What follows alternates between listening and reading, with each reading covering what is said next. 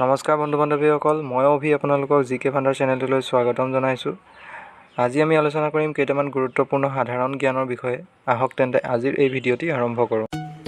প্ৰথম প্ৰশ্নটো হৈছে, উত্তৰ ভাৰতত প্ৰথম ভক্তিবাদৰ কোনে গুৰি ধৰিছিল? উত্তৰটো হৈছে ৰামানন্দ।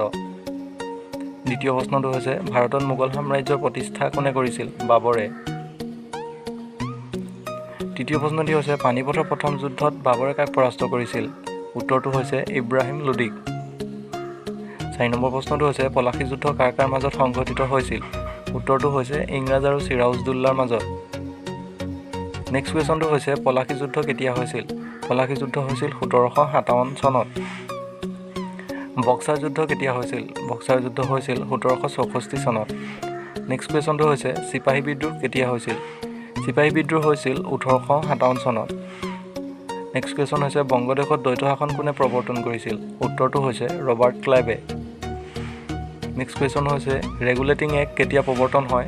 ইয়াৰ উত্তৰটো হৈছে 1773 খ্ৰীষ্টাব্দত। নেক্সট কুৱেশ্যন হৈছে, ভাৰতৰ প্ৰথম ব্ৰিটিছ গভৰ্ণৰ জেনেৰেল কোন আছিল? উত্তৰটো হৈছে ৱাৰেন হেষ্টিংছ। নেক্সট কুৱেশ্যন হৈছে, পিণ্ডাৰীবিলাকক কোনে দমন কৰিছিল? ইয়াৰ শুদ্ধ উত্তৰটো হৈছে লৰ্ড হেষ্টিংছে। নেক্সট কুৱেশ্যন হৈছে, জাতিভেদ প্ৰথা কোন যুগৰ পৰা প্ৰকট হৈ পৰিছিল? ইয়াৰ উত্তৰটো হৈছে পৰৱৰ্তী বৈদিক যুগত।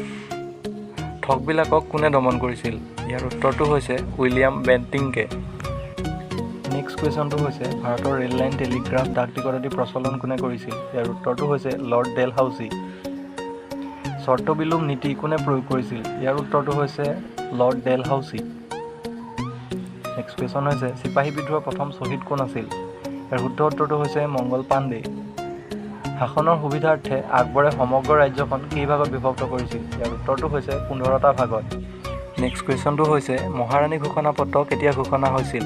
ইয়াৰ উত্তৰটো হৈছে 1858 খ্ৰীষ্টাব্দৰ 1 নৱেম্বৰত। ভাৰ্নাকুলাৰ প্ৰেছ এক্ট 1878 কোনে আৰোপ কৰিছিল? ইয়াৰ উত্তৰটো হৈছে লৰ্ড লিটনে। ব্ৰাহ্ম সমাজৰ প্ৰতিষ্ঠাতা কোন? ইয়াৰ শুদ্ধ উত্তৰটো হৈছে ৰাজা ৰামমোহন ৰায়।